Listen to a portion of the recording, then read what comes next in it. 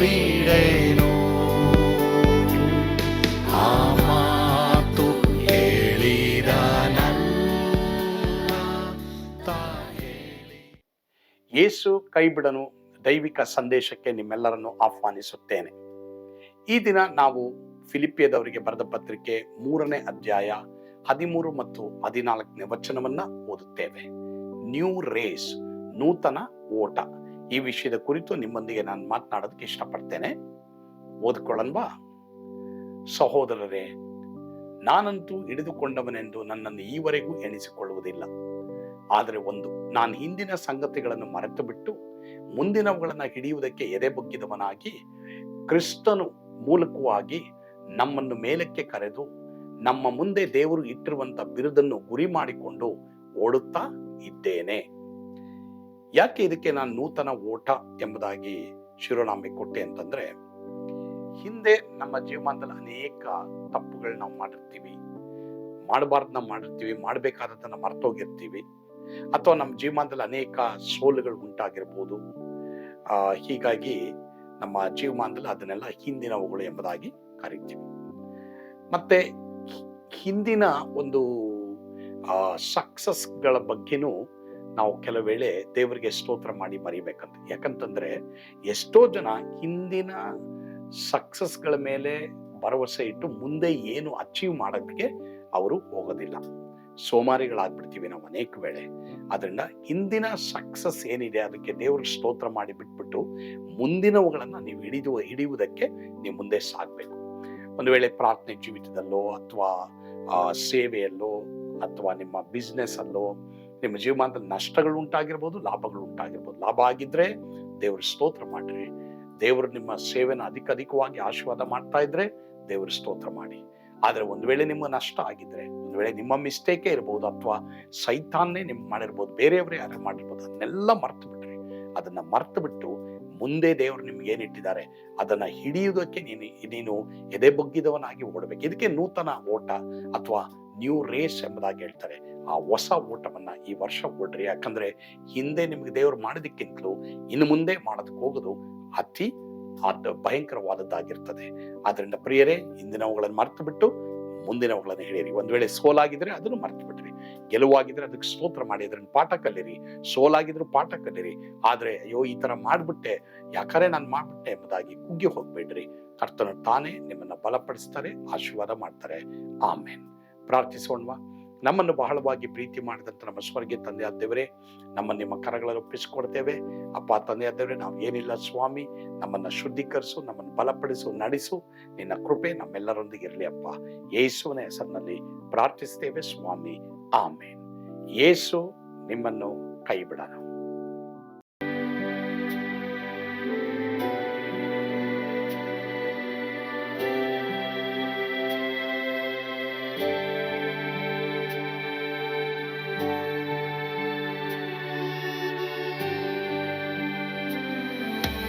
ನಾನು ಆತ್ರದಲ್ಲಿ ಇರುವಾಗಲೂ ನೀನು ಭಯಪಟ್ಟು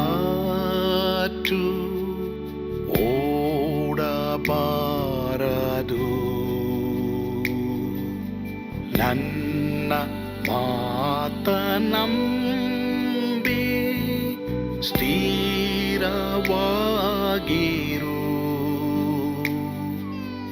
ನಿನ್ನ ಬಿಡಲಾರೆ,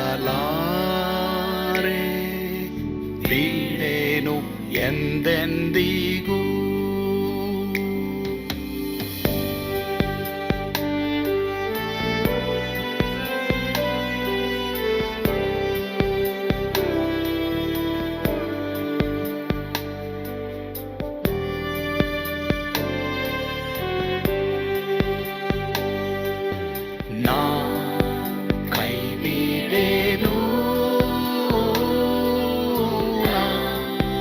ಕೈ ಬಿಡೆನು, ಆ ಮಾತು ಹೇಳಿದನಲ್ಲ, ತಾ ಹೇಳಿದನಲ್ಲವೇ.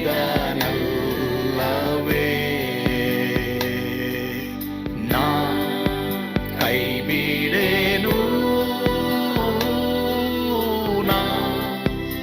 ಕೈ ಬಿಡೆನು.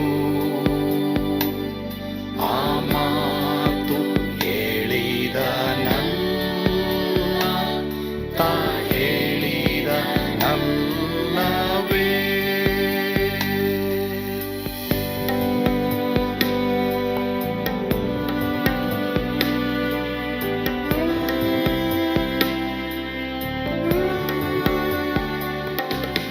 ಸುತ್ತಲೂ ಹೂಗಳು ಬಾಡಿ ಹೋದರು, ಮೇಲೆ ಸ್ವರ್ಗದೋಳು ಬಾದಲಾಗದು. ಅಲ್ಲಿಂದೇಸು ಸ್ವಾಮಿ ಬಾರುವಾತನು, ನನ್ನ ಬಿಡಲಾರ, ನನ್ನನ್ನು ಕೈ ಬಿಡನು. ನಾ ಕೈ ಬಿಡೆನು,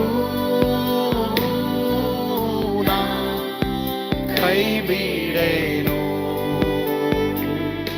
ಆ ಮಾತು ಹೇಳಿದ ನನ್ನ ತಾ ಹೇಳಿದ ನಲ್ಲವೇ. ನಾ ಕೈ ಬಿಡೆನು, ನಾ ಕೈ ಬಿಡೆನು. ಆ ಮಾತು ಹೇಳಿದ ನನ್ನ ತಾ ಹೇಳಿದ ನಲ್ಲವೇ.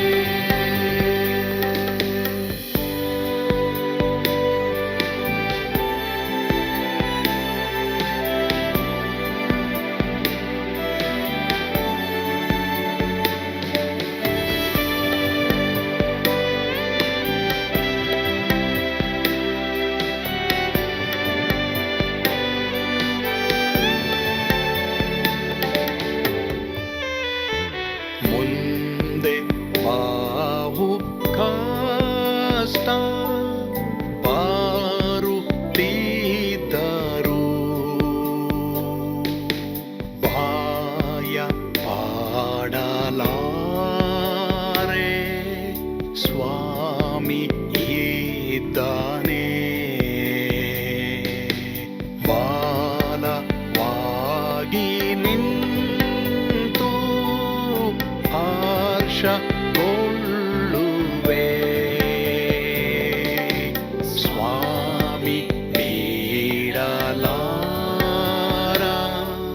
ಸ್ವಾಮಿ ನನ್ನ ಕೈ ಬಿಡನು.